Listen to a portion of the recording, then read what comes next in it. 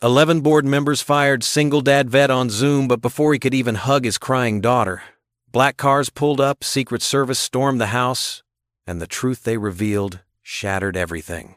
Before we get into the story, comment below where in the world you are watching from today. The first rays of sunlight crept through the kitchen window as Jackson Cole stood at the stove, spatula in hand. The sizzle of eggs filled the morning air, mingling with the aroma of freshly brewed coffee. His movements were precise and methodical, a habit ingrained from years of military service that hadn't faded even after 12 years of civilian life. The kitchen, like everything else in their modest home, reflected Jackson's orderly nature.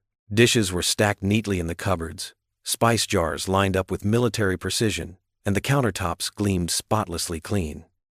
Near the door, his black work boots sat perfectly aligned, their polished surface catching the early morning light. "Dad, are you making your famous Army breakfast again?"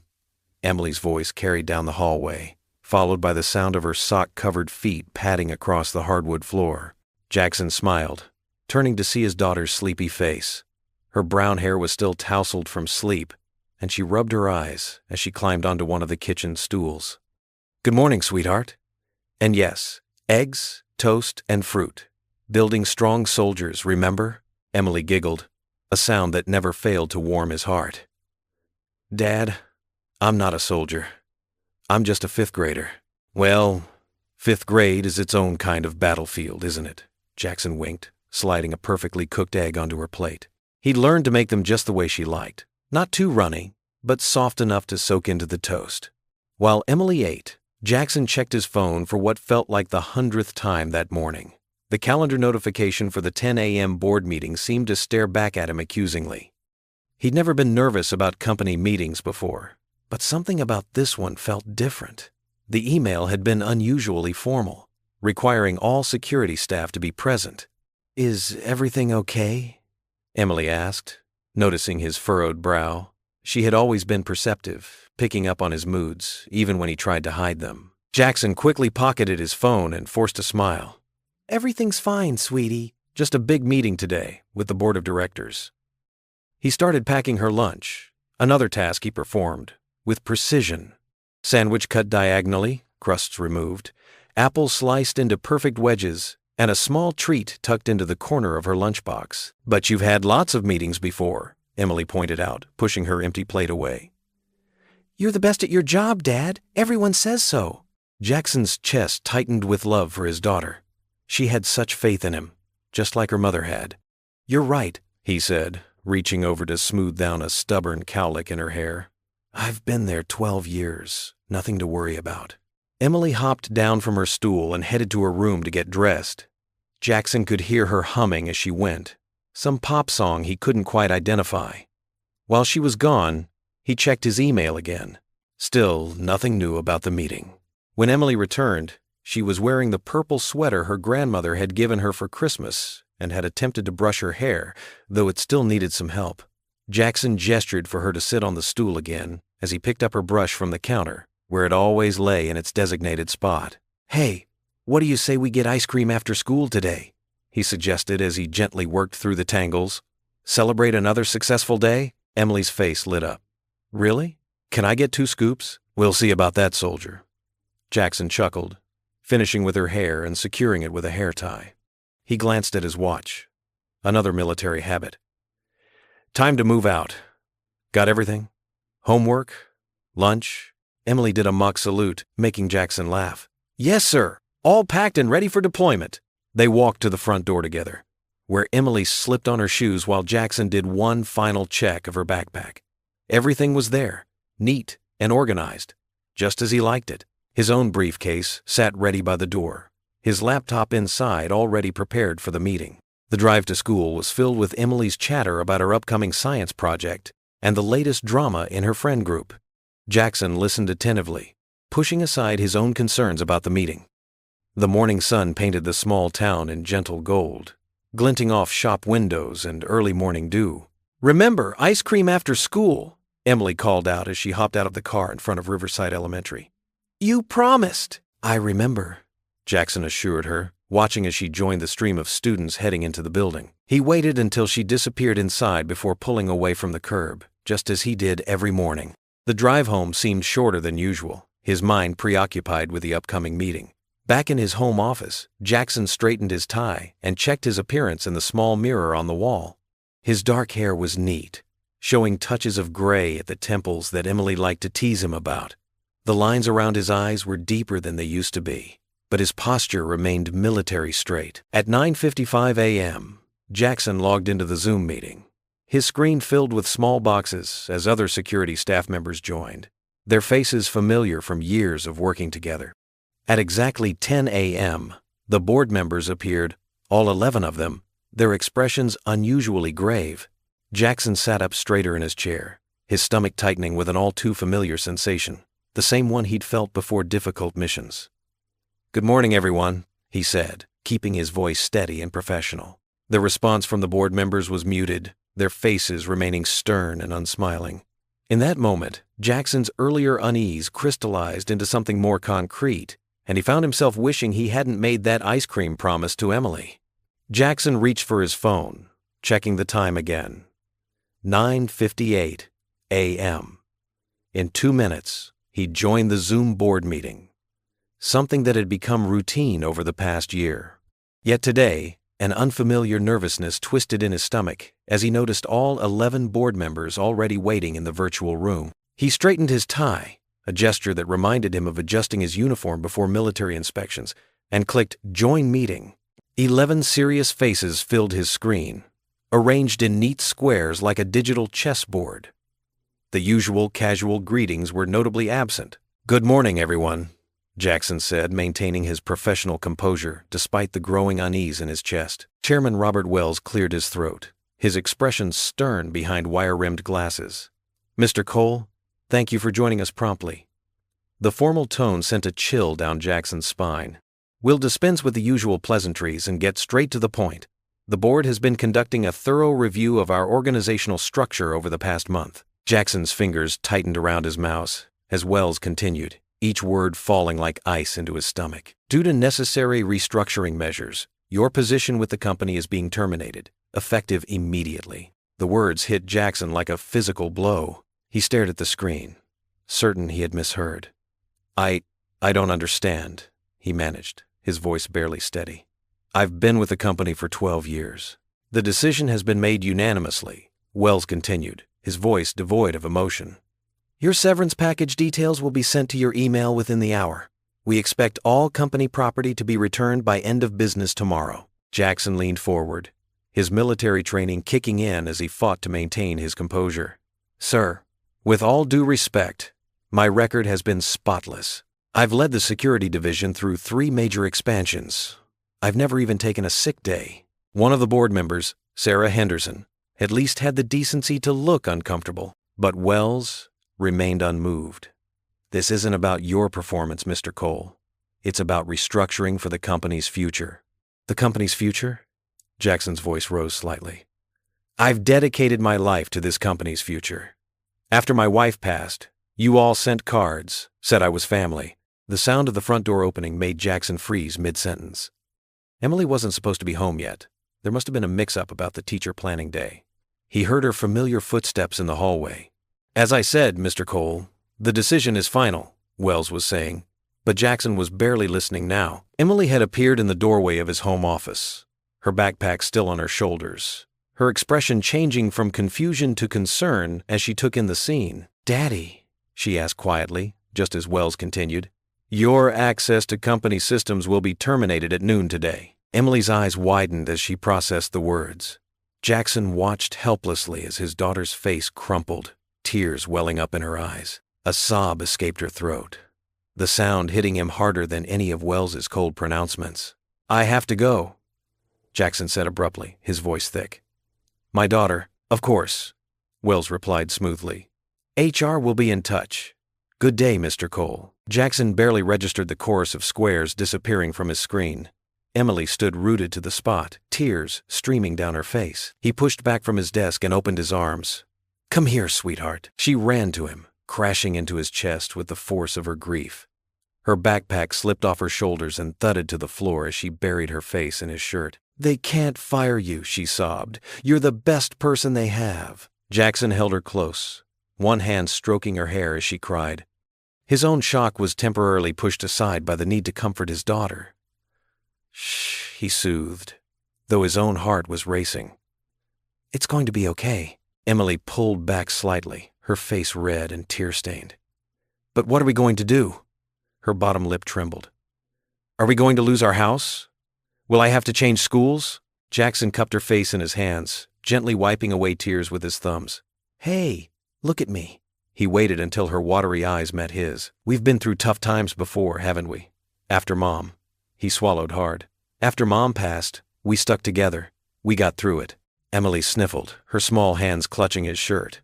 But you always say how important your job is. How it keeps us safe. The job was important, Jackson agreed, choosing his words carefully. But you know what's more important? Us!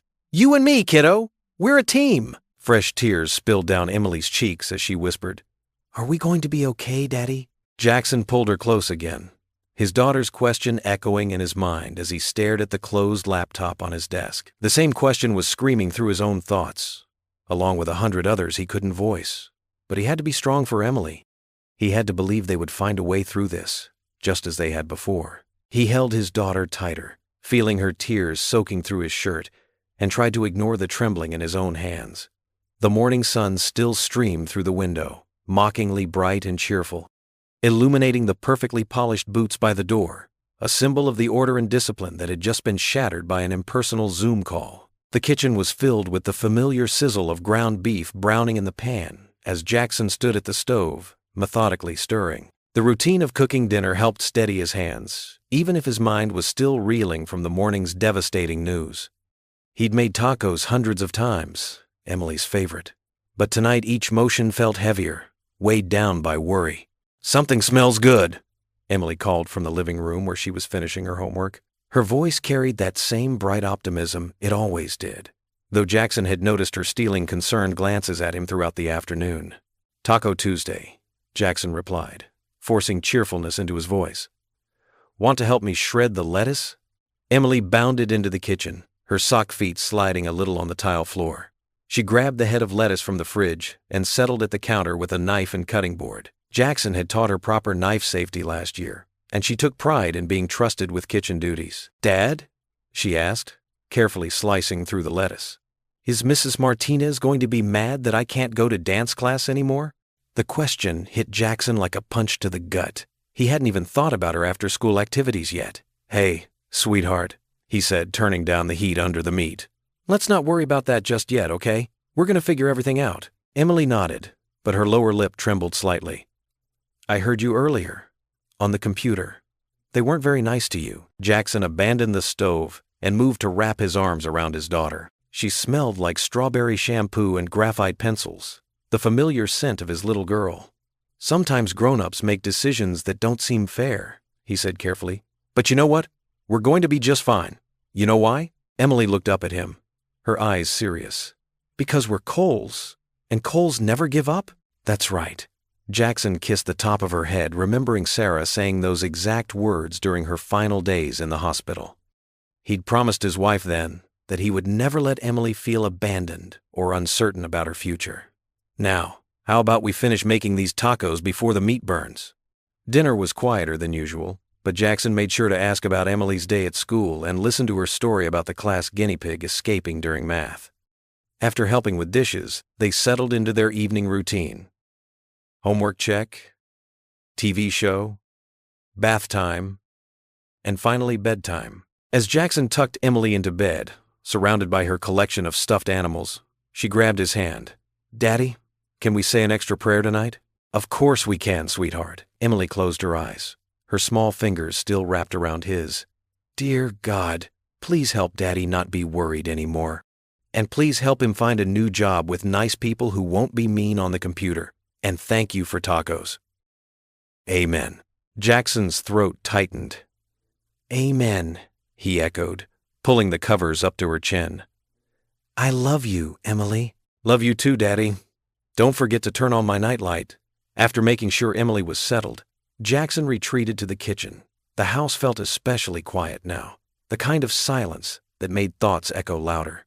He opened his laptop, staring at the blank email compose window for several long moments before beginning to type. "Dear Pastor Hayes," he wrote, "I hope this email finds you well. I'm reaching out because I could use some guidance and prayer." He detailed the morning's events, trying to keep his words measured even as emotion threatened to spill over. After sending the email to Pastor Hayes, he composed similar messages to 3 of his closest friends from his military days, men who had stood beside him in combat and at Sarah's funeral, men who understood both strength and vulnerability. The kitchen table gradually disappeared under a spread of bills and budget worksheets. Jackson's military training had taught him to face problems head-on, to analyze and strategize. But looking at the numbers, at their modest savings account balance, at the mortgage payments, and Emily's school expenses, made his chest tight with anxiety. His eyes drifted to the refrigerator, where Emily's latest artwork hung proudly. It was a crayon drawing she'd made last month for career day at school, a figure in what appeared to be a superhero cape, but wearing his old military boots. "Daddy the Hero" was written across the top in her careful third-grade handwriting. Below it, she'd added, "He keeps us safe and makes the best tacos." Jackson's vision blurred as he stared at the drawing. He'd faced down enemies in combat, survived the loss of his beloved wife, rebuilt a life for himself and Emily. Surely he could find a way through this too. But exhaustion was creeping in, making his thoughts fuzzy around the edges. He rested his head on his arms. Just for a moment, bills scattered around him like fallen leaves. The kitchen clock ticked steadily, marking time as Jackson drifted off, his daughter's artwork standing guard from its place of honor on the fridge. The bell above Mary's diner chimed as Jackson pushed open the glass door the next morning. The familiar scent of coffee and bacon wrapped around him like a warm blanket. He'd been coming here every Saturday morning for years, but today felt different. His shoulders tensed as he noticed several heads turn his way. "Jackson Cole, get yourself over here!" Betty, the silver-haired waitress who'd worked at Mary's for 2 decades, waved him toward the counter. Her smile was warmer than usual, touched with concern. "Coffee's already poured, Honorable." He slid onto his usual stool, nodding thanks as Betty placed a steaming mug in front of him. The ceramic was chipped at the rim, the same cup she always saved for him. "Heard what happened yesterday," Betty said softly, laying a gentle hand on his arm. "That company doesn't know what they're losing. You've been nothing but good to this town." Jackson wrapped his hands around the warm mug, studying the dark liquid. "News travels fast. Small town," Betty shrugged. "But that means you've got people in your corner too." From 2 stools down, Mike Thompson, a retired Marine who'd served in the same war as Jackson, cleared his throat. "She's right, Cole." He shifted over to sit next to Jackson. "Listen, some of us were talking. We want to start a fundraiser. Help tide you and Emily over until something better comes along." Jackson's throat tightened. "Mike, I couldn't." "You could and you will." Mike cut him off firmly. "Remember when my Sarah was sick last year? This town showed up for us. Now it's your turn." More voices joined in from nearby booths. Mrs. Henderson, Emily's former 3rd-grade teacher, spoke up. "We take care of our own here, Jackson." Several others nodded in agreement. Betty slid a plate of eggs and hash browns in front of him. "On the house today, sugar. And Emily's welcome to all the chocolate milkshakes she wants." Jackson blinked hard, overcome by the sudden outpouring of support. "Thank you," he managed. "All of you." The conversation turned to practical matters as Mike pulled out his phone.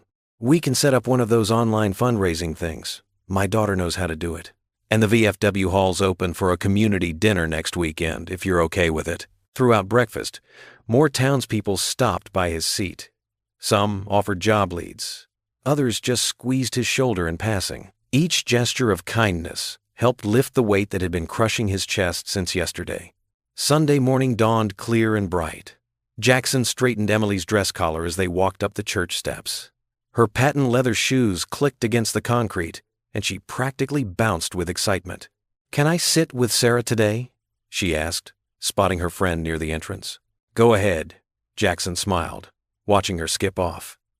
Pastor Hayes stood at the door, greeting everyone with his usual warmth. "Jackson," the pastor clasped his hand firmly.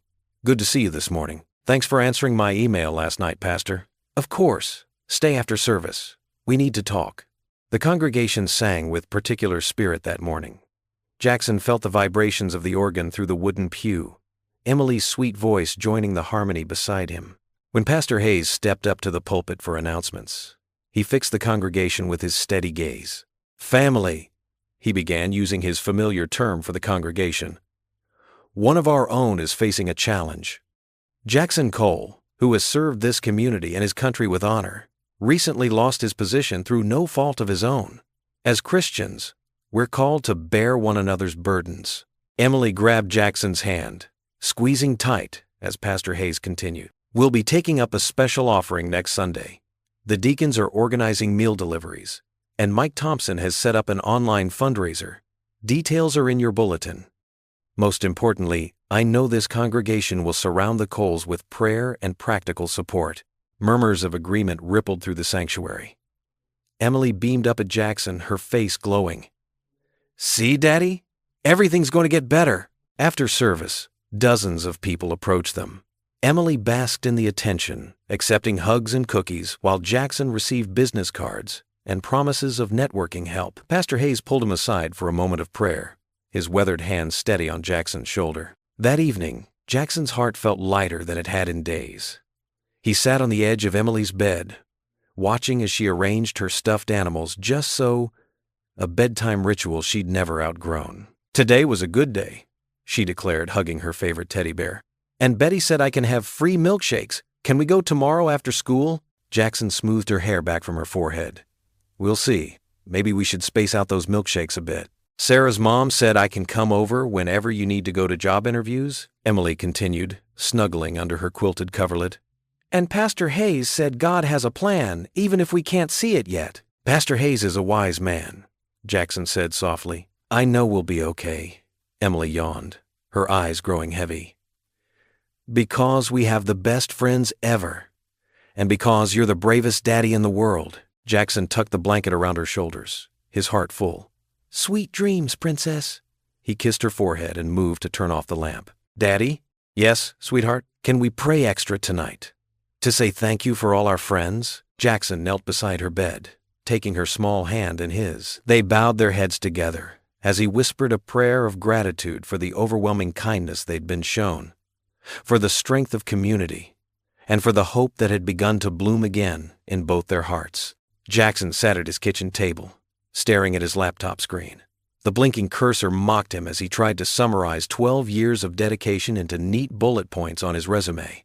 The morning sun streamed through the window, casting a warm glow on the scattered papers before him.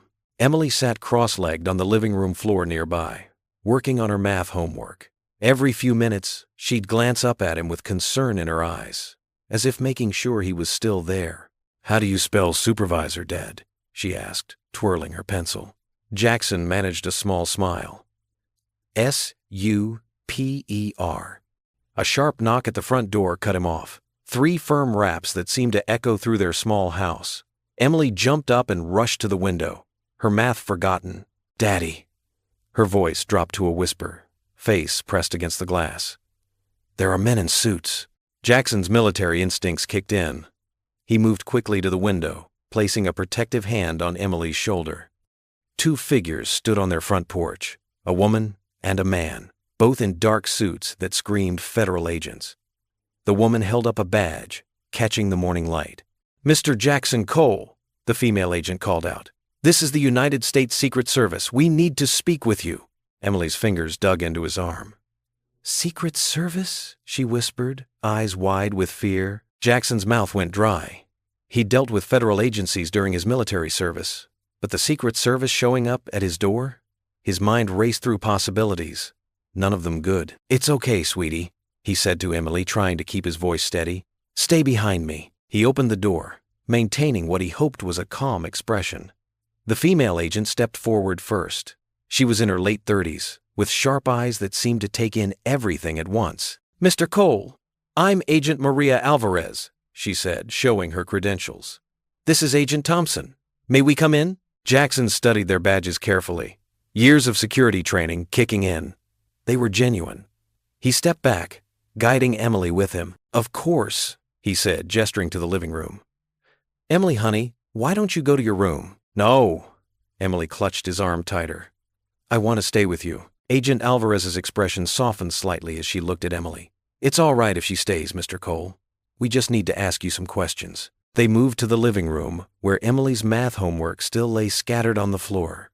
The agent sat on the couch while Jackson took the armchair. Emily perched on its arm like a nervous bird. Mr. Cole, Agent Alvarez began, her tone professional but not unkind. You were until recently the head of security clearance at Midwest Regional Security, correct? Yes, for 12 years. Jackson's hand found Emily's, squeezing gently. Until 3 days ago. Agent Thompson pulled out a notepad. And during your time there, you were responsible for vetting all personnel and approving security clearances? That's right. Jackson felt his pulse quickening. Every employee, contractor, and vendor went through my office. Agent Alvarez leaned forward slightly. Mr. Cole, we're here because Midwest Regional Security is currently under federal investigation. The words hung in the air like smoke. Emily's grip on his hand tightened. Investigation? Jackson repeated. For what? Corruption, embezzlement, and possible ties to domestic extremism, Agent Alvarez said carefully, watching his reaction.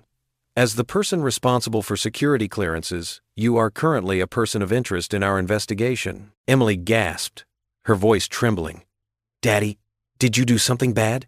The living room felt smaller with the two Secret Service agents seated across from Jackson. Agent Alvarez sat with perfect posture, her dark suit crisp and neat. Her partner, Agent Thompson, kept his eyes fixed on Jackson's every movement, his jaw tight with suspicion. Emily huddled close to Jackson on their worn leather couch, her small hand gripping his arm. He could feel her trembling slightly. Emily, sweetheart, Jackson said gently.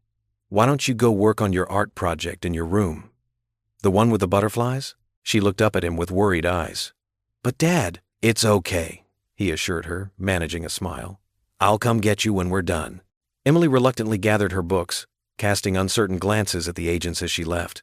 Once her footsteps faded upstairs, Agent Alvarez opened a sleek laptop. Mr. Cole, she began, her tone professional but not unkind. We need to discuss your role in security clearance procedures at Sterling Securities. For the next 3 hours, Jackson walked them through every detail of his work. He pulled up files on his computer, showing them the standard protocols he'd followed for 12 years. His hands trembled slightly as he entered passwords and retrieved documents. Each clearance required 3 levels of verification, he explained, pointing to the screen. I never approved anyone without complete background checks and proper documentation. Agent Thompson leaned forward. And you never noticed any irregularities? No pressure to rush certain applications through? No, sir, Jackson said firmly.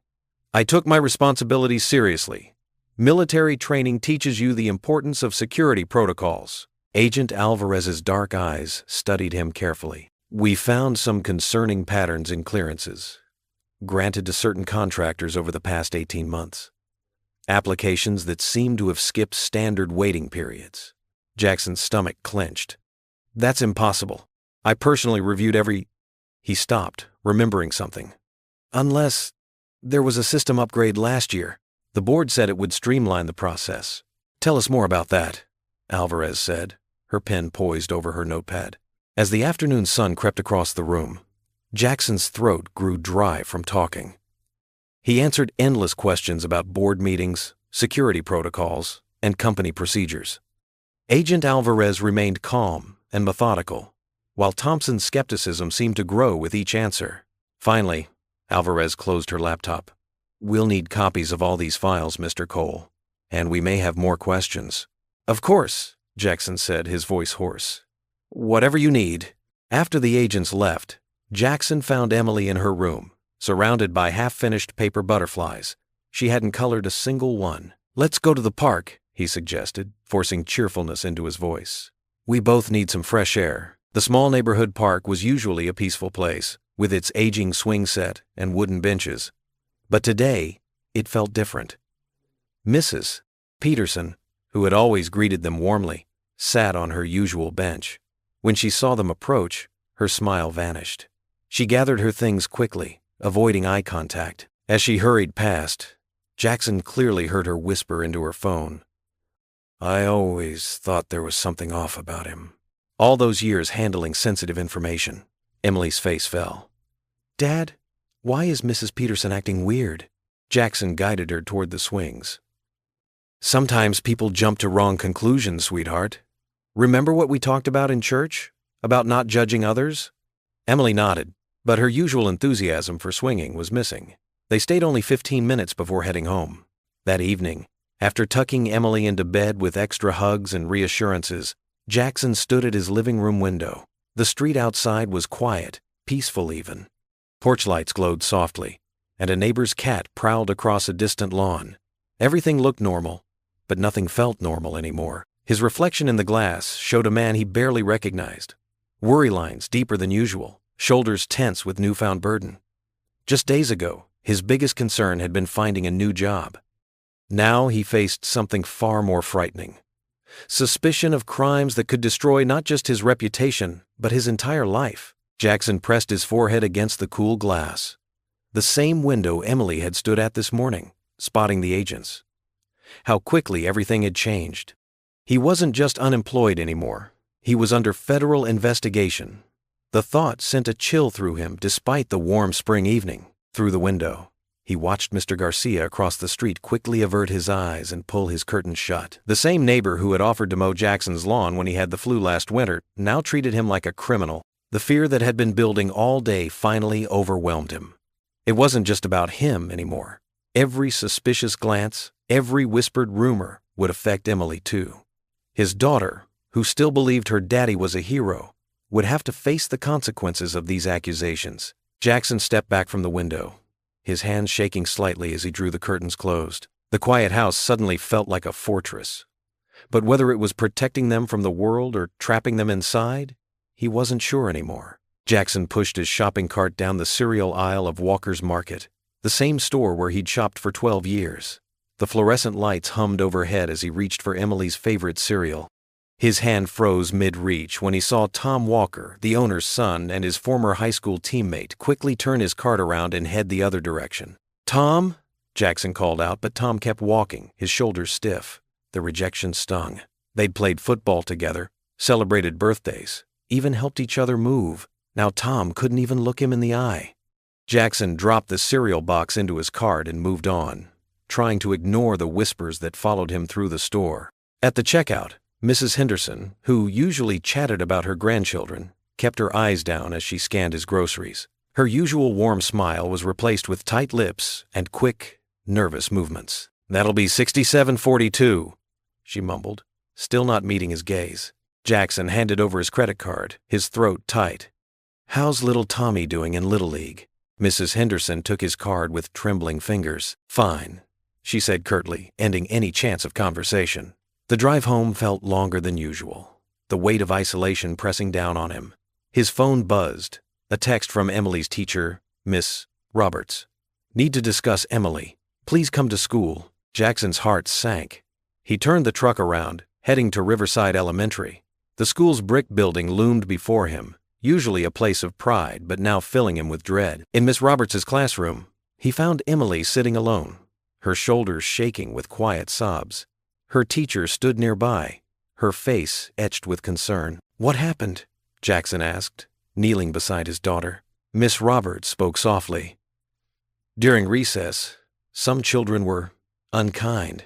They were repeating things they'd heard at home." Emily lifted her tear-stained face. "They said you're a criminal, Daddy, that you stole money and helped bad people."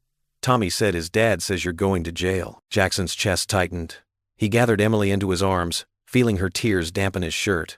"Those are lies, sweetheart. You know that, right? Sometimes people say mean things because they're scared or confused, but that doesn't make those things true." "I know," Emily whispered, clinging to him. "But it hurts." "Miss," Roberts cleared her throat, "I've addressed the bullying with the other children and their parents.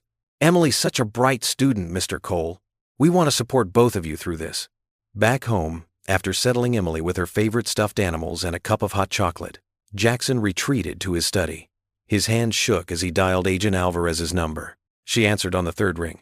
"Agent Alvarez, it's Jackson Cole. My daughter." His voice cracked. "She's being bullied at school because of this investigation. Please, there must be something you can tell me about what's happening." There was a pause, and when Alvarez spoke again, her voice was softer. "Mr. Cole, I understand your frustration. We're working as quickly as we can. But these investigations take time. The best thing you can do right now is stay patient and cooperative. Patient? Jackson ran a hand through his hair. My community thinks I'm a criminal. My daughter is crying at school. The neighbors won't look at me. How long am I supposed to just wait? I know it's hard, Alvarez said. But if you trust the process, the truth will come out. Keep focusing on your daughter. She needs you strong right now. After hanging up, Jackson wandered into the kitchen. Emily's drawings still covered the fridge. Stick figures of them at the park, at the beach, holding hands. Happy moments that felt increasingly distant. He microwaved 2 TV dinners, setting them on the small kitchen table. Emily pushed her peas around with her fork, quieter than usual. Want to watch a movie after dinner? Jackson asked, trying to inject some normalcy into their evening. Emily nodded without looking up. Can we watch Mom's favorite, The Princess Bride? Of course we can, sweetie. After tucking Emily into bed later that night, Jackson returned to the kitchen. The envelope from the mortgage company sat unopened on the table, its edges crisp and threatening. He'd been avoiding it all day, knowing what it would say.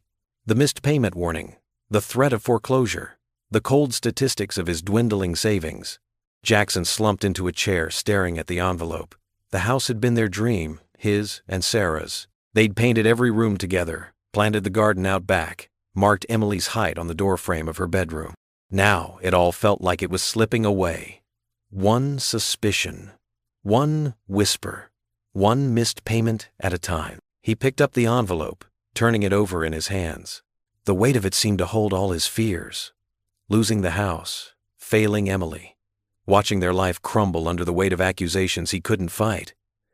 How much more could he take before something broke?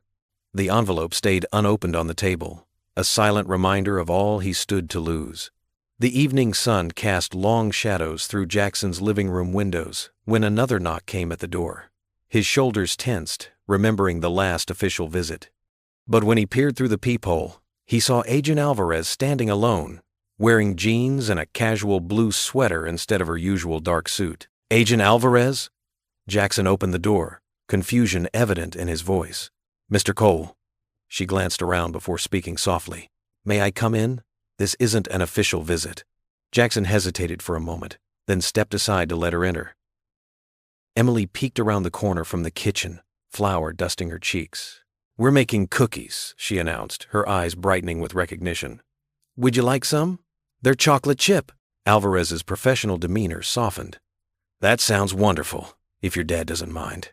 Jackson nodded, studying the agent's face. She seemed different tonight. Less rigid, more human. Emily's been stress baking, he explained. It helps her feel better. Like Mom used to do, Emily added, disappearing back into the kitchen. The agent settled onto their worn leather couch, her posture relaxing slightly. Mr. Cole, I've been reviewing your case files every night after hours. Something isn't adding up. Jackson sat in his armchair, leaning forward. What do you mean? The security clearance protocols you oversaw. They were textbook perfect, but I found some irregularities in the contract approvals, specifically one signed by Gerald Morton. The board treasurer? Jackson's brow furrowed. I never had direct access to those. Emily bounded back in, proudly carrying a plate of slightly misshapen cookies. They're still warm. She offered them first to Alvarez, who took one with a genuine smile. These are delicious, Alvarez said after taking a bite. Emily beamed at the praise. The nice lady likes my cookies, Daddy. She settled cross-legged on the floor between them, looking up at Alvarez with open curiosity. Are you helping my dad? He didn't do anything wrong, you know. Something in Alvarez's expression shifted as she looked at Emily. I'm starting to see that, she said softly. She turned back to Jackson. Mr. Cole, I believe you're innocent, but I need your help to prove it. Jackson felt a weight lift from his chest, the first ray of hope he'd had in days. What kind of help? Alvarez pulled out a small notebook. I need you to walk me through every interaction you had with Morton over the past year. Any meetings, emails, or conversations that seemed odd. The smallest detail could matter. Emily gathered up her courage and spoke again. Mr. Morton came to our house once. Remember, Daddy? He wanted to talk to you alone, but you said all business had to happen at the office. Jackson's eyes widened. I'd forgotten about that. It was about 6 months ago. That's exactly the kind of information we need, Alvarez said, scribbling in her notebook. She looked at Emily with approval. You have a very good memory. Emily ducked her head, pleased. I'm going to check on the next batch of cookies. She skipped back to the kitchen, humming. Once Emily was out of earshot, Alvarez lowered her voice. Listen, what I'm doing, coming here like this, it's not exactly by the book. But something about your case has been bothering me since day one. My father was a veteran too, and he taught me to trust my instincts. Jackson studied her face, seeing beyond the badge for the first time. There was compassion in her eyes, and determination. Why risk your career to help me? Because I've seen too many good people get caught in the crossfire of other people's crimes. She pulled out several documents. These contracts, the signatures, the dates, the amounts, they don't match standard procedures. But someone wanted them pushed through anyway. They spent the next hour going through papers, interrupted occasionally by Emily bringing fresh cookies and asking questions about Alvarez's job that made both adults smile. The agent answered each question patiently, treating Emily's curiosity with respect. As the sky darkened outside, Alvarez gathered her materials. We need to be careful how we proceed. If Morton is behind this, he has resources and connections we don't fully understand yet. Jackson walked her to the door, Emily trailing behind them. Thank you, he said quietly, for believing me. The nice lady will help us, right? Emily tugged at Alvarez's sleeve. You'll show everyone Daddy's a good person? Alvarez knelt down to Emily's level. I'm certainly going to try my best. She stood and extended her hand to Jackson. We'll need to work together on this, quietly. Are you willing to trust me? Jackson took her hand, his grip firm and grateful. Yes. Whatever you need. They shook hands, sealing their alliance in the growing darkness of the evening. Emily hugged her father's leg, looking up at both adults with renewed hope in her eyes. Wait! Emily suddenly darted back to the kitchen, returning with a paper napkin wrapped around several cookies. For later, she said, pressing them into Alvarez's hands. The agent's professional mask cracked completely as she accepted the gift with visible emotion. Thank you, Emily. These might just be the best cookies I've ever had. The public library stood quiet and nearly empty on the rainy Tuesday afternoon. Jackson sat at a corner computer station, his fingers drumming nervously on the wooden desk as he waited. The familiar smell of old books and the soft whir of the air conditioning usually brought him comfort, but today his shoulders remained tense. Agent Alvarez appeared between the reference shelves, dressed in casual clothes instead of her usual suit. She carried a laptop bag and wore reading glasses, a clever touch that made her blend in perfectly with the other library patrons. She pulled up a chair next to Jackson, keeping her voice low. Smart choice meeting here, she said. Public place, but private enough, and the library's Wi-Fi is more secure than most. Jackson nodded, already logging into his personal email account. I kept copies of everything important from work. Not because I didn't trust anyone, but because you're thorough, Alvarez finished. That military training doesn't just disappear. He pulled up a folder of archived emails and security clearance documents. These are all the rushed applications from the past year, the ones that made me uncomfortable. Alvarez connected her laptop, typing rapidly. I can cross-reference these with our database of flagged defense contracts. Her eyes narrowed as she studied the screen. There's a pattern here. Look at these dates. Jackson leaned in, scanning the documents. The memories started flooding back. Late nights at the office, urgent meetings called with little notice. These all involve Randall Pierce, he said quietly. He'd show up unannounced, usually after hours, pushing for immediate approval on certain contracts. Tell me more about Pierce, Alvarez said, her fingers hovering over the keyboard. Jackson's jaw tightened. Board member for 15 years. Always polished, always smiling. But there was something off. He'd make jokes about cutting corners, about how rules were meant to be bent. He shook his head. I should have seen it sooner. Don't blame yourself, Alvarez said firmly. Men like Pierce count on people giving them the benefit of the doubt. She turned her laptop screen toward him. Look at these payment records. Jackson's eyes widened as he saw the numbers. Large sums moving through shell companies, all tied to contracts Pierce had pushed through. These amounts. They're way above standard rates. For security consulting. Exactly. Alvarez pulled up another window. And look who signed off on all of them. The signature was unmistakable. Randall Pierce's flowing script appeared on document after document. Jackson remembered how Pierce would lean over his desk, all charm and casual authority. "Just need your stamp of approval, Jackson. You know how these deadlines are. We trust your judgment." "He used my reputation," Jackson said, his voice rough. "My clean record. He knew nobody would question security clearances if I'd signed off on them." Alvarez nodded grimly. "Classic move. Find the most trustworthy person in the organization and use their credibility as cover." She paused, studying his face. "That's why I believed you from the start. Your reaction when we first questioned you, that wasn't the response of someone who'd been caught. It was the response of someone who'd been betrayed." Jackson swallowed hard, touched by her insight. He turned back to his screen, pulling up more files. "Here, these are the meeting minutes where Pierce first started pushing for expedited approvals. See how he always had some excuse about losing contracts to competitors if we didn't move faster?" They worked methodically through the documents. Alvarez's federal clearance giving them access to financial records that painted an increasingly damning picture. Pierce had been selling security access, using Jackson's legitimate approvals as cover for far more questionable contracts. "We need to copy all of this," Alvarez said, pulling out an encrypted drive. "Carefully, systematically. Building a case like this is like building a house. The foundation has to be solid." Jackson started transferring files, each one feeling like another weight lifting from his shoulders. But worry still gnawed at him. "Will this be enough?" "It's a start," Alvarez said. "A good start, combined with what we already had." She glanced at her watch. "We should wrap up. Being thorough is important, but so is being careful. We don't want to draw attention." They methodically copied the crucial files, Alvarez marking each one with case numbers in her precise way.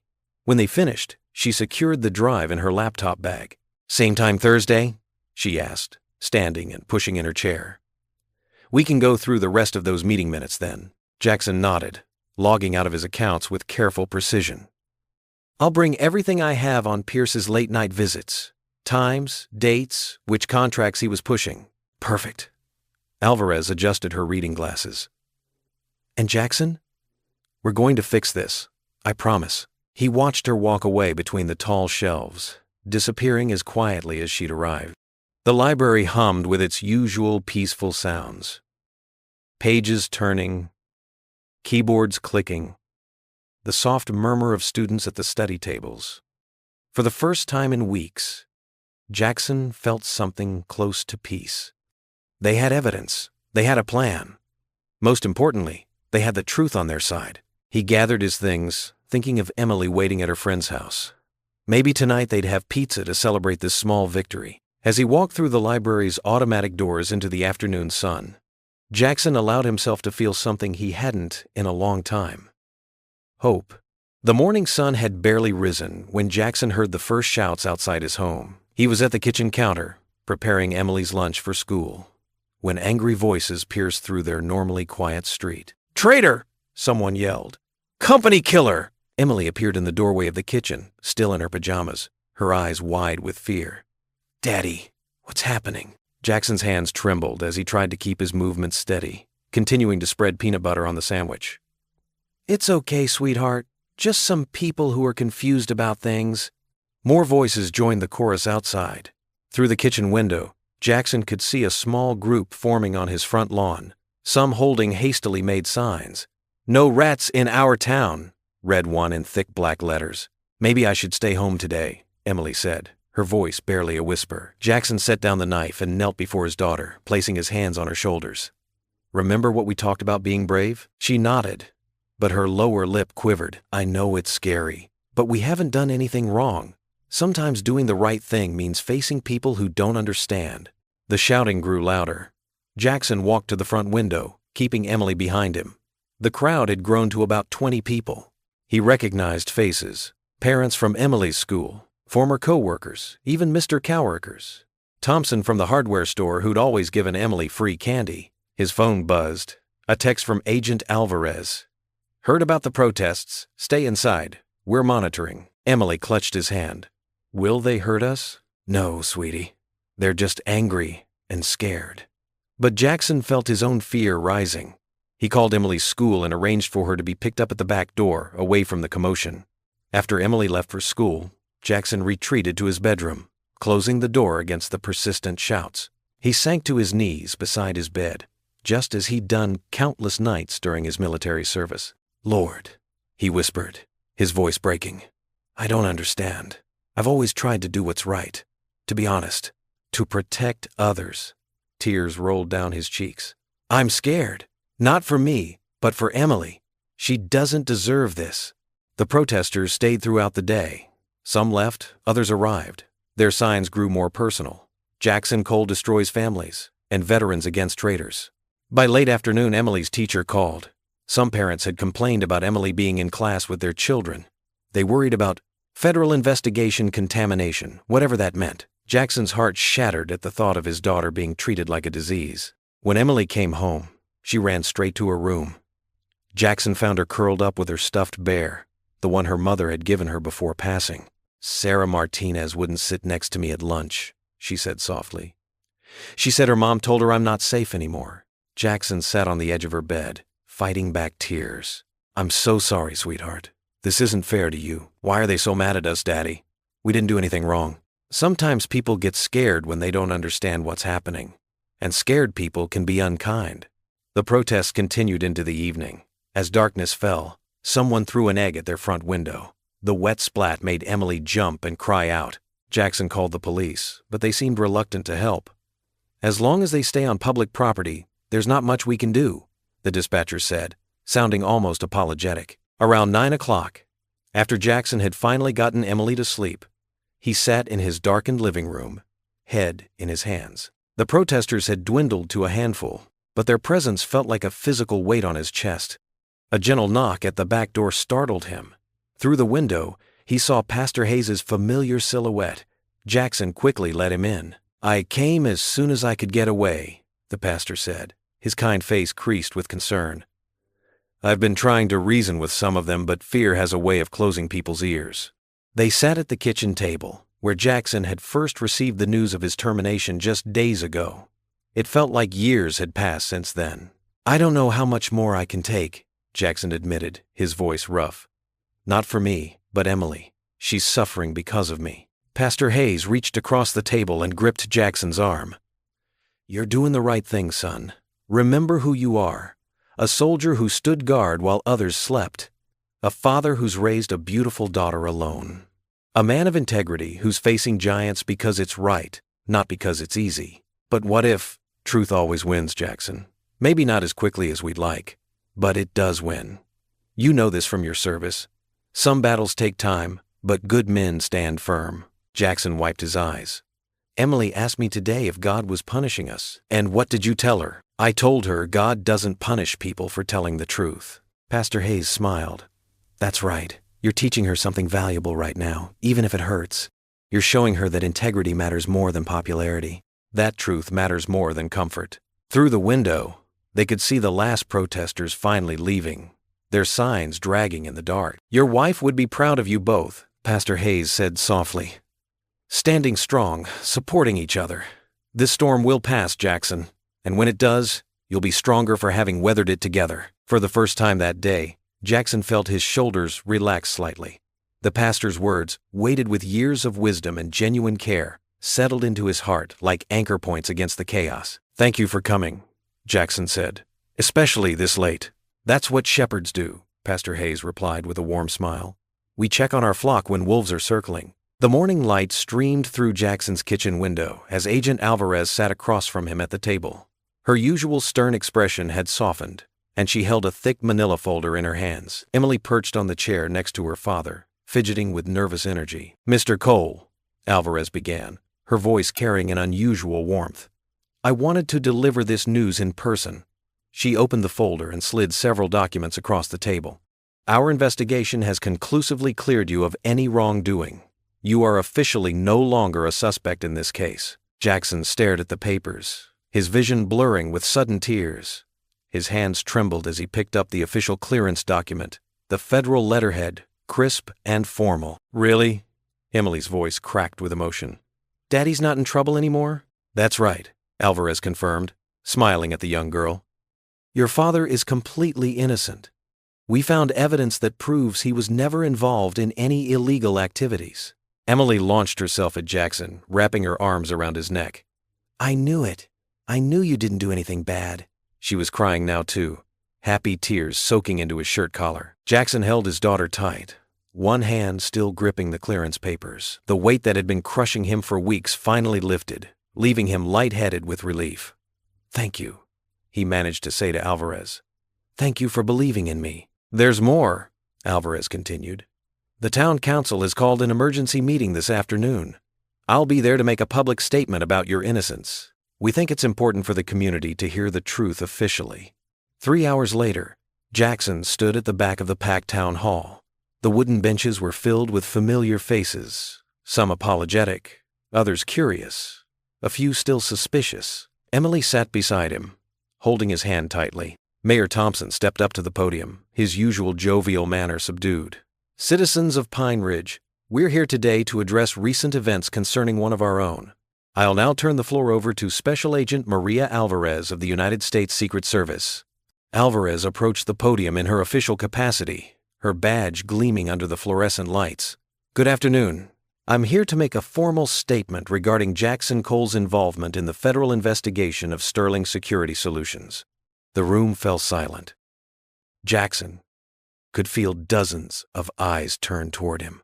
"Our investigation has conclusively determined that Mr. Cole had no involvement in or knowledge of the illegal activities under investigation. In fact, his cooperation has been instrumental in uncovering the truth." Alvarez's voice carried authority through the hall.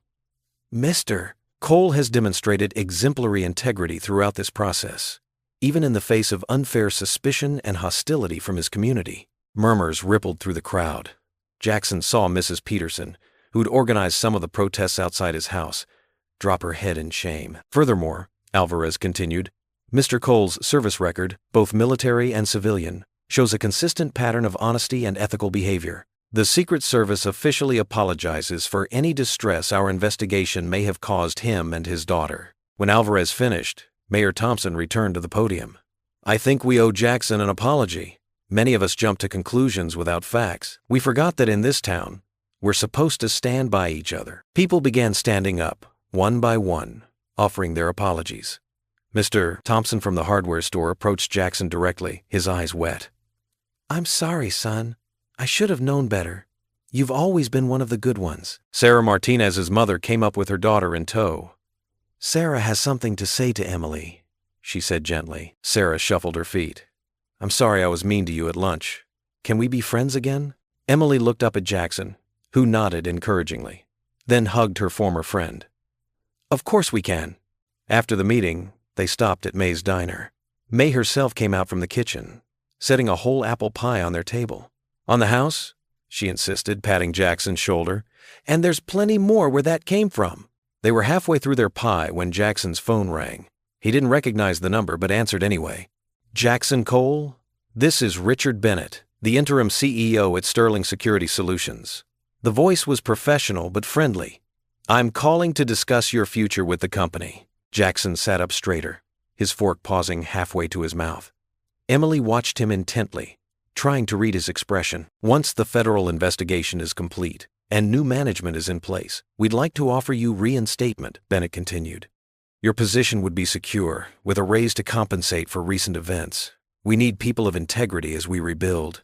Jackson looked at Emily, who was practically bouncing in her seat with curiosity. He covered the phone's microphone. "They want me back at work, honey." Emily's eyes lit up. "Really? Can we stay in our house? Can I keep my room?" Jackson smiled and returned to the call.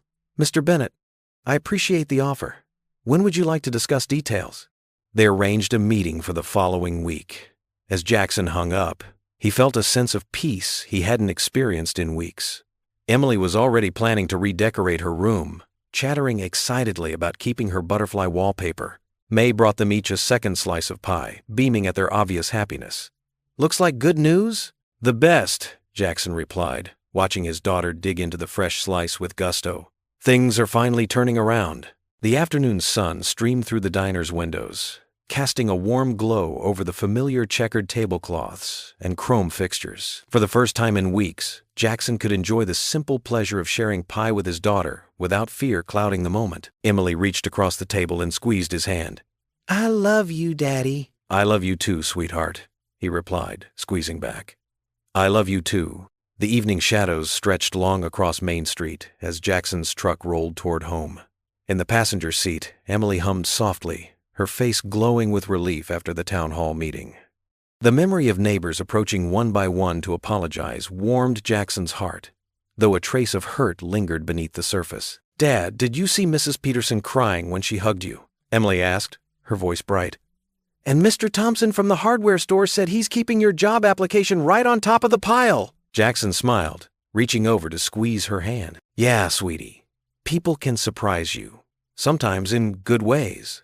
The truck pulled into their driveway, the familiar crunch of gravel under tires a comforting sound.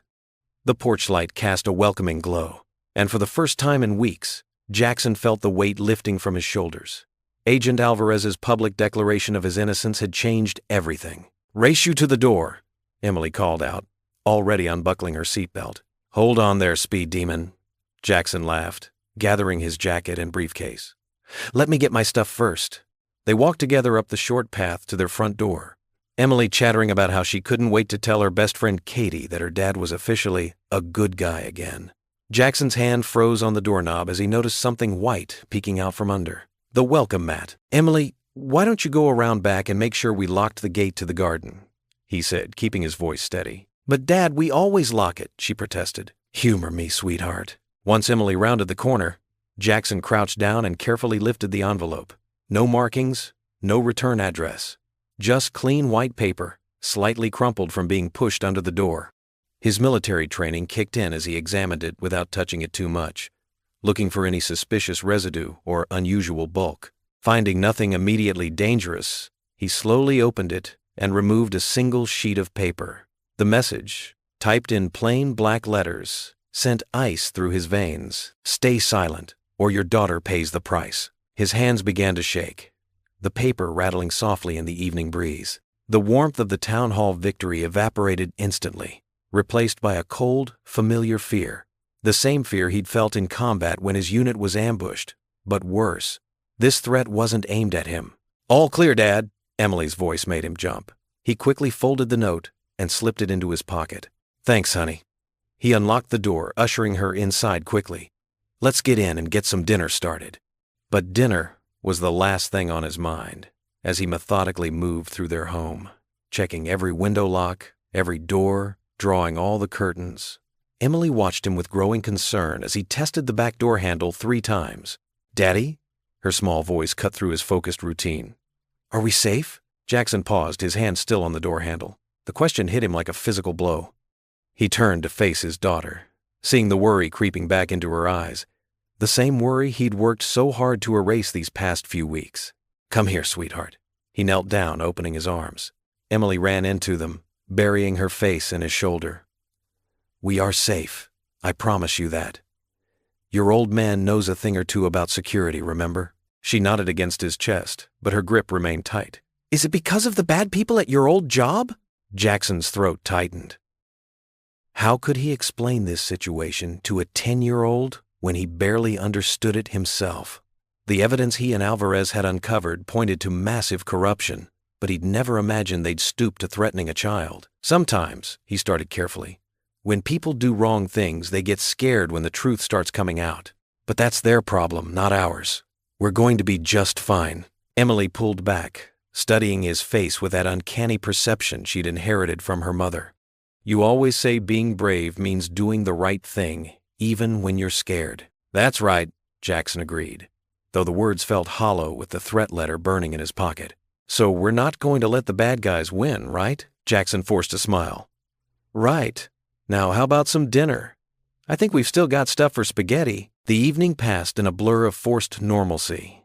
Jackson made dinner, helped Emily with her homework, and went through their usual bedtime routine, but his mind raced with possibilities, with dangers, with the faces of board members who might have ordered that threat. After tucking Emily in, he retrieved his shotgun from the gun safe, checking it methodically as his training demanded. The weapon was familiar in his hands, bringing back memories of both military service and peaceful hunting trips. But tonight, it represented something else. The lengths he would go to protect his daughter. He positioned himself in the living room, where he could see both the front door and the hallway leading to Emily's room. The house creaked and settled around him as the night deepened. Every sound made him tense. A cat walking across the porch, a car passing on the street, the wind rustling through the trees. The clock on the wall ticked steadily as Jackson sat rigid in his chair, the shotgun across his lap. His mind wandered to Agent Alvarez, wondering if he should call her. But what if they were watching the house? What if any move he made put Emily at greater risk? The truth they'd uncovered about the defense contracts was explosive, enough to send several board members to federal prison. He'd been ready to testify, to help bring justice. But now, with Emily's safety in the balance, duty and fear waged war in his heart. Hours passed. Jackson remained motionless, his military training allowing him to stay alert despite the late hour. He thought about Emily's words, about bravery, about doing the right thing even when scared. But this was different.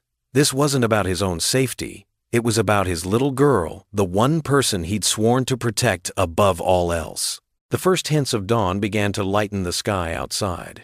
But Jackson didn't move. The shotgun remained steady across his lap as he wrestled with the impossible choice before him. Speak up and risk his daughter's safety, or stay silent and let corruption win. Jackson's hands shook as he dialed Agent Alvarez's number. Outside his kitchen window, the street lamp cast an eerie glow across his front yard. Every shadow made him flinch. The threatening note lay on the table, its words burning in his mind. Stay silent, or your daughter pays the price. Alvarez, came the crisp response after 2 rings. Maria, it's Jackson. His voice cracked. Something happened after the town hall. Are you and Emily okay? The professional tone gave way to genuine concern. For now. But, he glanced toward Emily's room, lowering his voice. Someone left a note. They're threatening Emily. Silence filled the line for a moment. I'm coming over. 20 minutes. True to her word, Agent Alvarez arrived exactly 20 minutes later, her unmarked car pulling up quietly in front of the house. Jackson had already made coffee, his military training kicking in. Stay alert, stay focused. In the kitchen, Alvarez examined the note through an evidence bag, her face grim. This is serious, Jackson, but it also means we're close. They're scared. Close? Jackson ran his hands through his hair. Maria, they threatened my daughter, my little girl. His voice rose slightly, and he forced himself to lower it again. Maybe we should back off. Alvarez leaned forward, her dark eyes intense. Listen to me. If we stop now, they win. And people like this, they don't just go away. They'll always have this power over you, over Emily. I promised to protect her, Jackson whispered, his shoulders sagging. After Sarah died, I swore nothing would ever hurt Emily. And now, he gestured helplessly at the note. What kind of father puts his daughter in danger? The kind who shows her that standing up for what's right matters, Alvarez replied firmly. We're close to exposing everything. The irregular contracts, the offshore accounts, all of it. Randall Pierce won't be able to hide behind his boardroom anymore. Jackson stood and paced the kitchen, his coffee growing cold.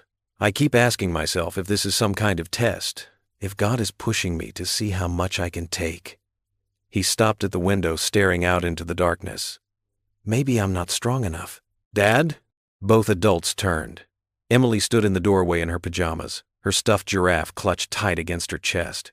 Her hair was mussed from tossing and turning, unable to sleep. Emily, honey, you should be in bed, Jackson said softly, moving toward her. But Emily didn't budge. Her young face held a determination that reminded him so much of her mother. I heard you talking about being scared. Jackson knelt in front of her, his heart aching. Adult stuff, sweetie. Nothing for you to worry about. But Daddy, Emily's voice grew stronger. You told me something important once. Remember? When I was scared to stand up to Jenny Thompson for bullying Max at school? Jackson remembered. It had been just 2 months ago, though it felt like a lifetime. Emily's chin lifted. You said courage means doing what's right, even when we're scared. Her small hand reached out to touch his cheek. Are you forgetting your own words, Daddy? The kitchen fell silent. Alvarez watched the scene with gentle eyes, while Jackson felt tears threatening to spill. Here was his daughter, barely 10 years old, reminding him of his own teachings about bravery and integrity. "You're right, baby girl," he managed, pulling her into a tight hug. "When did you get so wise?" Emily giggled against his shoulder. "I learned from you, silly." Alvarez cleared her throat softly. "Your daughter's pretty smart, Jackson, and she's right." Jackson stood, keeping Emily close to his side. The weight of fear still pressed on his shoulders, but something else now pushed back against it: resolve. Emily's simple wisdom had cut through his doubts like a shaft of sunlight through storm clouds. "We'll increase security," Alvarez continued. "I'll have plainclothes officers watching the house and school. But we need to finish this, Jackson, for everyone they've hurt, and everyone they might hurt in the future."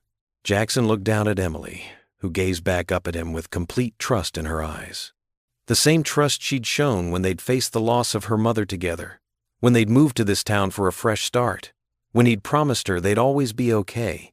He bent down and kissed her forehead, breathing in the familiar scent of her strawberry shampoo.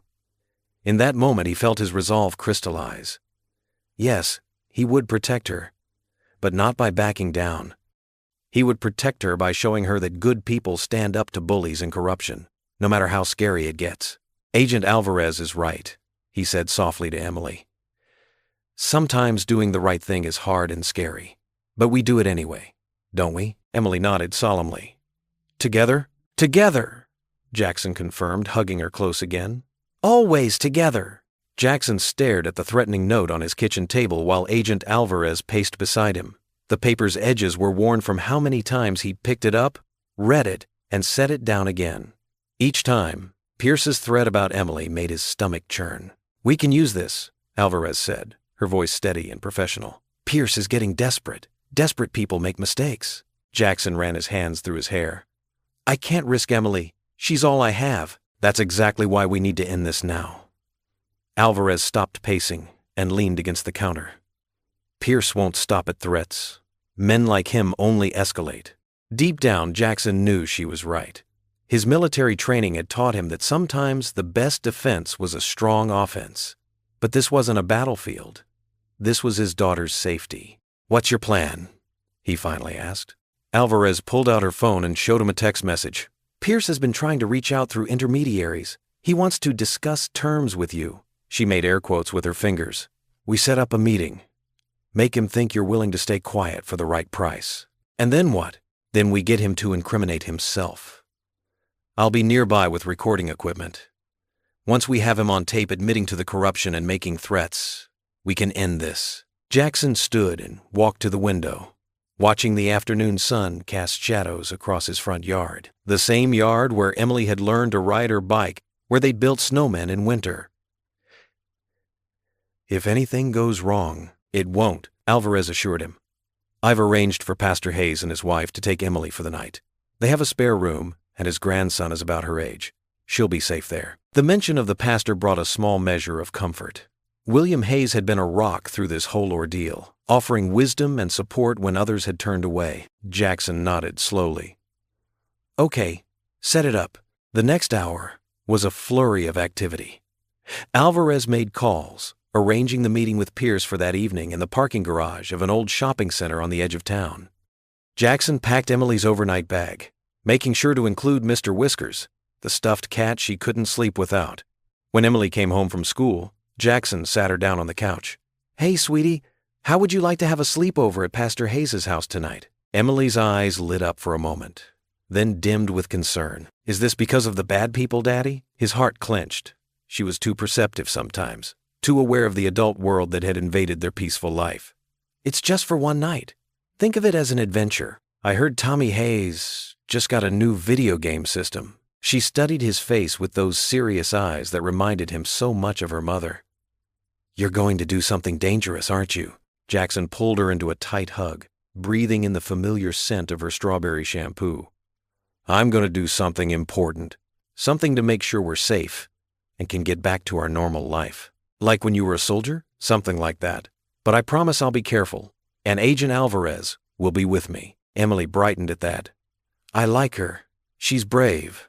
Like you." A knock at the door announced Pastor Hayes' arrival. Jackson helped Emily gather her things, triple-checking that Mr. Whiskers was safely tucked in her backpack. At the pastor's car, Jackson knelt down to Emily's level. "I'll pick you up first thing in the morning, okay? We'll get pancakes at the diner. Promise?" "Cross my heart." He pulled her close one more time, trying to pour all his love into the embrace. "I love you more than anything in this world, Emily Cole." "I love you too, Daddy." She hesitated, then whispered, "Be brave." Jackson watched until the car disappeared around the corner, then returned inside to prepare. Alvarez had brought a wire for him to wear, carefully concealed under his jacket. They spent an hour going over the plan, rehearsing different scenarios, making sure Jackson knew exactly what to say to draw out Pierce's confession. As dusk settled over the town, Jackson drove to the meeting location. The parking garage was a concrete ghost town, with only a few scattered cars on the lower levels. He parked on the second floor, as arranged, and checked his watch. 8:45 p.m., 15 minutes early.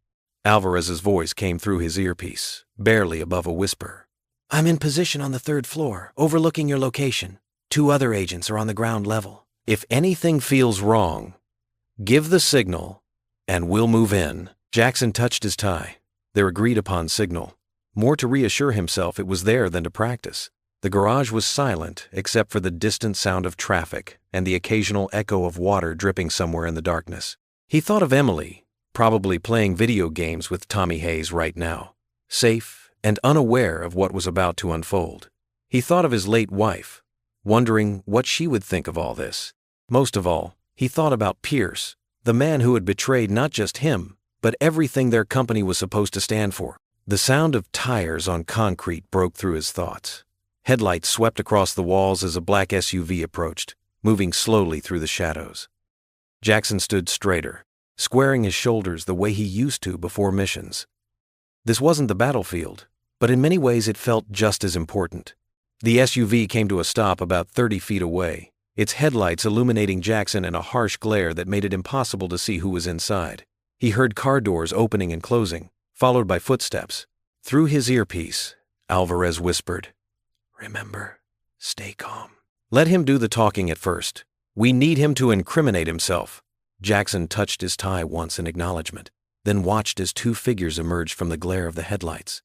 Pierce was immediately recognizable, his expensive suit and confident stride unchanged from their years working together. The second man was larger, clearly there for muscle rather than conversation. "Jackson," Pierce called out, his voice echoing off the concrete walls. "I'm so glad you decided to be reasonable about this."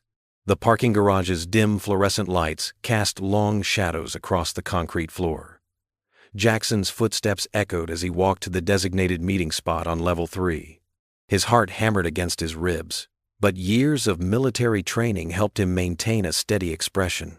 The wire beneath his shirt felt scratchy against his skin. A sleek black Mercedes purred into view, its headlights briefly blinding Jackson. Randall Pierce stepped out, dressed in an expensive suit that probably cost more than 3 months of Jackson's salary. His silver hair was perfectly styled, and a confident smile played across his face. "Jackson!" Pierce called out, spreading his arms wide as if greeting an old friend. "I'm glad you decided to be reasonable about this." Jackson forced himself to stay still as Pierce approached. He thought of Emily's words about courage and took a deep breath. "I just want to protect my daughter," he said, letting his genuine fear for Emily color his voice. Of course. Pierce reached into his jacket and pulled out an envelope. "Sometimes the smartest thing a man can do is know when to stay quiet." He held out the envelope. "Consider this a severance package. Much better than what the board originally offered." Jackson took the envelope with slightly trembling hands, not entirely an act. "How much?" "50,000. Cash." Pierce's smile widened. "Just a small token of appreciation for your years of loyal service, and your continued discretion about certain contractual matters." Jackson thumbed through the bills, then looked up. "The defense contracts you pushed through, the ones that bypassed normal security protocols." Pierce's eyes glittered. "Exactly. You're a smart man, Jackson. You understand how business works. Sometimes corners need to be cut to stay competitive. Like selling security clearances to shell companies?"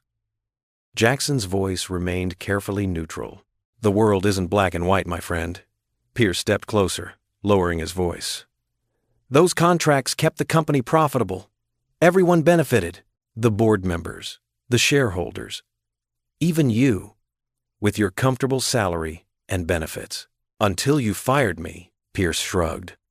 Unfortunately, you were getting too attentive, starting to ask questions about procedures, documentation. We couldn't risk you becoming a problem. His smile turned cold. But now you can have a fresh start. Take the money. Move somewhere nice with your daughter. Forget everything you think you know about those contracts. Jackson held the envelope tight. And if I don't? The change in Pierce's demeanor was instant. The friendly mask dropped, replaced by something hard and dangerous. Then I'd hate to see something unfortunate happen to that sweet little girl of yours. His hand slipped inside his jacket. You're not the only one who knows how to make problems disappear. The gun appeared so quickly Jackson barely had time to react. The black metal gleamed under the fluorescent lights as Pierce aimed it at his chest. Did you really think I wouldn't come prepared? Pierce sneered. Drop the envelope. Slowly, Jackson raised his hands, the envelope falling to the concrete with a soft thud. You won't get away with this. I already have. Pierce's finger tightened on the trigger. For 12 years I've been running this operation. Do you know how many people have tried to expose me? Do you know what happened to them? Tell me more about that operation, Jackson said clearly, knowing the wire was picking up every word. Pierce laughed, a harsh sound that echoed through the garage. You want a confession? Fine. I sold clearances to the highest bidders. I faked security reviews. I made millions while fools like you did the real work for pennies. And now? Federal agents, drop your weapon. Agent Alvarez's voice rang out as she and 4 other agents emerged from their hiding spots, guns drawn. Pierce's head whipped around, his face contorting with rage as he saw the red and blue lights now flashing at both garage exits. It's over, Pierce, Alvarez called. Drop the gun and put your hands where we can see them. For one terrible moment, Jackson thought Pierce might actually pull the trigger. The man's face had gone purple with fury, his hand shaking as he kept the gun trained on Jackson's chest. You set me up, Pierce snarled. You pathetic, self-righteous. Last warning, Alvarez barked. Drop it. Time seemed to stretch like taffy. Jackson could hear his own heartbeat, could feel sweat rolling down his back. Then, finally, Pierce's shoulders slumped. The gun clattered to the ground. 2 agents rushed forward, forcing Pierce to his knees. As they cuffed him, Jackson noticed movement by the garage entrance. News vans had arrived, cameras rolling as Pierce was led away in handcuffs. This isn't over, Pierce shouted, twisting in the agent's grip to glare at Jackson. You hear me, Cole? You're going to regret this. You and your precious daughter. Add threatening a witness to the charges, Alvarez called out, her voice carrying clearly in the garage. She stepped up beside Jackson, a satisfied smile on her face. Along with attempted murder, corruption, fraud, and endangering national security. Did I miss anything?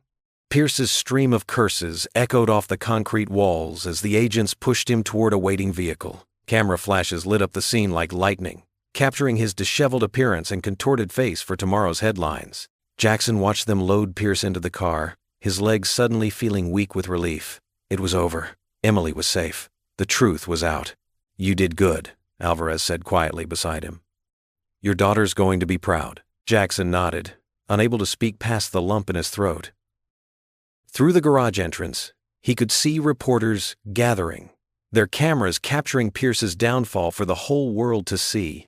The man who had threatened his daughter, destroyed his reputation, and nearly ruined his life was finally facing justice. Pierce's final shouts of, "You'll pay for this, Cole!" faded as the car door slammed shut, and the vehicle pulled away into the night, leaving behind only the flashing lights of news cameras and the sweet taste of vindication.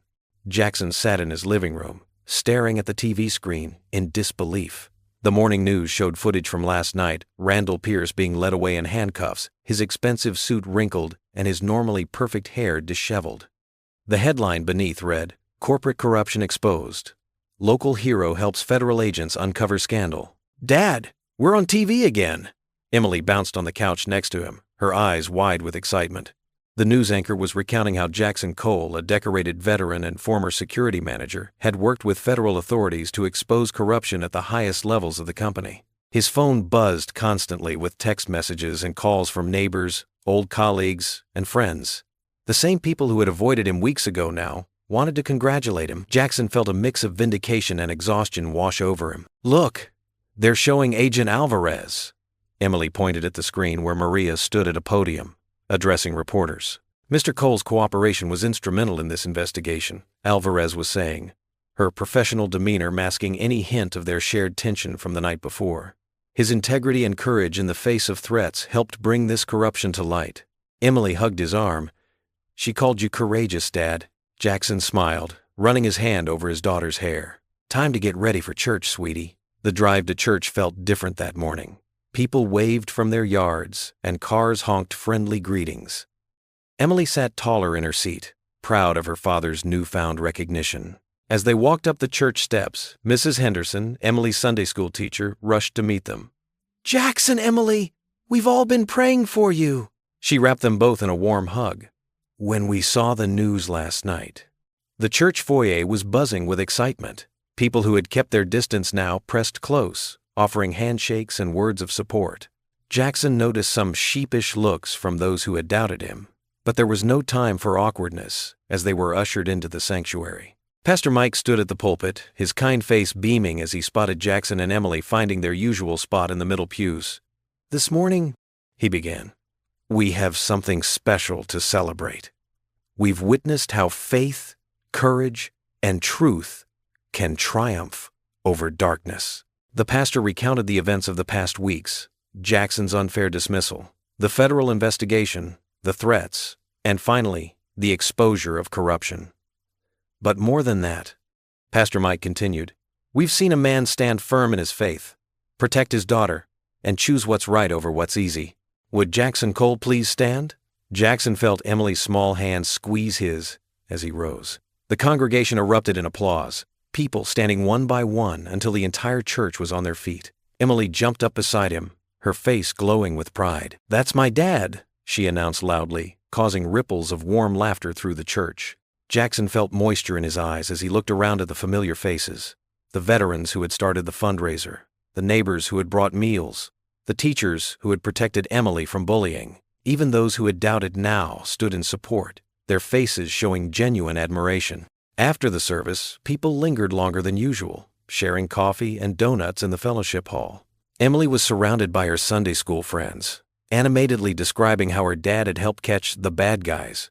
Jackson stood by the coffee table, accepting congratulations and fielding questions about what would happen next. He noticed Agent Alvarez slip quietly into the hall, dressed casually instead of her usual suit. She waited patiently until the crowd around Jackson thinned before approaching. "Quite a different scene from a few weeks ago," she said with a small smile. Jackson nodded, grateful for her steady presence through it all. "I couldn't have done it without your help, Agent Alvarez." "Maria," she corrected gently. "I think we're past formalities." She glanced around the room, noting the warmth and community spirit. "You know, Jackson, I've been thinking about your next steps." "Honestly, I haven't had much time to think beyond yesterday," he admitted. Maria's expression grew thoughtful. "I've watched you these past weeks. How you handle pressure, how you lead by example, how you bring out the best in others." She paused, choosing her words carefully. "You have a gift for leadership, Jackson, the kind that's built on integrity and service. You should use it for something greater." Before Jackson could respond, Emily appeared at his side, cookie in hand. "Agent Maria, did you see us on TV? Dad's a hero now, just like I always knew he was." Maria smiled warmly at Emily. "Your dad was always a hero, sweetheart. Now everyone else knows it too." The autumn sun cast long shadows through the windows of Jackson Cole's office at the Veterans Support Center. 3 weeks had passed since Pierce's arrest, and life had taken an unexpected but welcome turn. The small office wasn't fancy, just a desk, 2 chairs, and walls decorated with military service photographs. But to Jackson, it represented something profound, a fresh start. He adjusted the nameplate on his desk that read, "Jackson Cole, Veterans Community Liaison," and smiled, remembering the call that had changed everything. Maria Alvarez had contacted him about a new federal initiative to help veterans reintegrate into civilian life. "We need someone who understands both worlds," she'd said. "Someone with integrity and compassion." The door creaked open, and Tommy Martinez, a young veteran still adjusting to civilian life, stepped in. "Mr. Cole, got a minute?" "Always," Jackson replied, gesturing to the chair. "And please, it's Jackson." Tommy sat down, his hands fidgeting slightly. "I've been having trouble with the job applications you helped me with. My hands. They shake sometimes. Makes it hard to type." Jackson nodded, understanding. "Let's work through this together. I know a few tricks that might help." He remembered his own struggles after returning from service, how small tasks could sometimes feel overwhelming. As they talked, Jackson heard familiar footsteps in the hallway. Emily burst in, backpack still on, her face glowing. "Dad, I got an A on my history project." Tommy smiled at the interruption, watching as Emily proudly showed her father the paper covered in gold stars. Jackson had arranged his schedule so he could pick Emily up from school most days, and the center had even set up a small study corner in his office where she could do homework. "That's amazing, sweetie," Jackson beamed, giving her a quick hug. "Why don't you sit up at your desk while I finish up with Mr. Martinez?" Emily nodded, already pulling out her books. The center's director had been surprisingly accommodating about Emily's presence, understanding that being a single dad meant sometimes bringing work and family together. After finishing with Tommy, Jackson watched his daughter working diligently at her little desk by the window. Their life had found a new rhythm. Mornings meant breakfast together, then school for Emily while Jackson headed to the center. Afternoons were filled with homework, counseling sessions with veterans, and sometimes visits from Maria, who'd become a regular presence in their lives. Later that evening, Jackson pulled into their driveway. The house looked different now. Flowers bloomed in the garden where Emily had insisted on planting happy colors, and a fresh coat of paint brightened the exterior. Small changes, but they represented their new beginning. Inside, Jackson started dinner while Emily set the table, another routine they'd perfected. The kitchen filled with the aroma of cooking pasta and the sound of Emily chattering about her day. "Katie asked if I could sleep over on Friday," Emily said, carefully placing forks beside the plates. "Her mom said she'd call you." "We'll see," Jackson replied, stirring the sauce. "How about you finish your math homework first?" Emily groaned, but nodded, knowing the drill. Structure and responsibility, lessons Jackson had learned in the military that now helped shape their home life. As they sat down to eat, Emily twirled spaghetti around her fork, suddenly thoughtful. "Dad?" "Yes, sweetheart. Remember when those mean people were saying bad things about you?" Jackson paused, fork midway to his mouth. "I do, but you didn't give up. You kept doing the right thing, even when it was scary." She looked at him with those wise eyes that sometimes made his heart ache with how much they reminded him of her mother's. "Mom would be proud of you, Daddy." Jackson felt his eyes grow wet, and he had to set down his fork. The simple truth in her words hit him hard. Sarah would have been proud, not just of him standing up to corruption, but of how he'd kept their little family together, how he'd found a way to turn hardship into something meaningful. "You're right, baby," he managed, wiping his eyes. "Mom would be proud of both of us." Through the window, the evening sun painted the kitchen in warm golden light, and Jackson smiled, knowing they had finally found their way home. The late morning sun bathed the community center's front lawn in golden light. Rows of white folding chairs stretched across the grass, filled with veterans in their service caps, families clutching programs, and townsfolk who'd come to support the new Veteran Support Initiative. A podium stood on a small stage, draped with red, white, and blue bunting that fluttered in the gentle breeze. Jackson Cole stood behind the stage, his hands trembling slightly as he reviewed his notes. He smoothed down his navy suit jacket, the same one he'd worn to his last job interview, now fitting better thanks to regular morning runs with Emily. His daughter had insisted on helping him pick out his tie this morning. A deep blue one, she said, matched his eyes. "Daddy!" Emily's voice caught his attention. She peeked around the corner of the stage, her sundress swishing. "Everyone's here. Even Mrs. Thompson from the diner brought cookies." Jackson knelt down to her level, straightening the ribbon in her hair. "Are you nervous for your old dad?" "Nope." Emily's eyes sparkled. "You're going to be great. Just like when you used to give orders in the army, right?" "This is a little different, sweetheart." He chuckled, but her confidence warmed his heart. "5 minutes, Mr. Cole," the event coordinator called out. Emily gave him a quick hug and scampered to her front row seat. Jackson watched her go, remembering those dark days just months ago when he'd feared losing everything. Now, here he was, about to lead a program that would help others find their way back from similar struggles. From his position, He could see Maria Alvarez settling into her seat a few rows back. She'd traded her usual Secret Service attire for a simple blue dress, her badge nowhere in sight. When she caught his eye, she gave him a warm smile and a subtle thumbs up. Their weekly planning meetings had grown increasingly personal lately, conversations extending beyond work to shared stories of service and family. The mayor stepped up to the podium, beginning her introduction. Jackson took a deep breath, remembering Emily's words from that crucial night. Courage means doing the right thing, even when you're scared. And now, I'm honored to introduce Jackson Cole, our new Veterans Community Liaison. Applause rippled through the crowd as Jackson stepped onto the stage.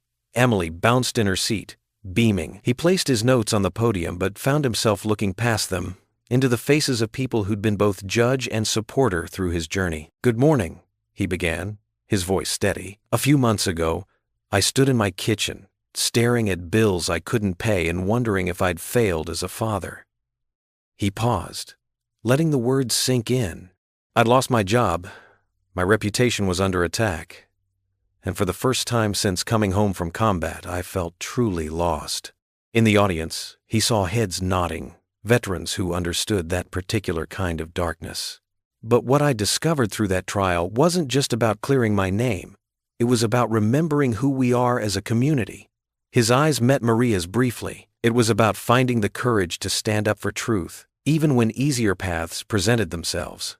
Jackson shared the story of his journey, the initial shock of losing his job, the federal investigation, the community's support, and then rejection, and finally, the truth that set him free.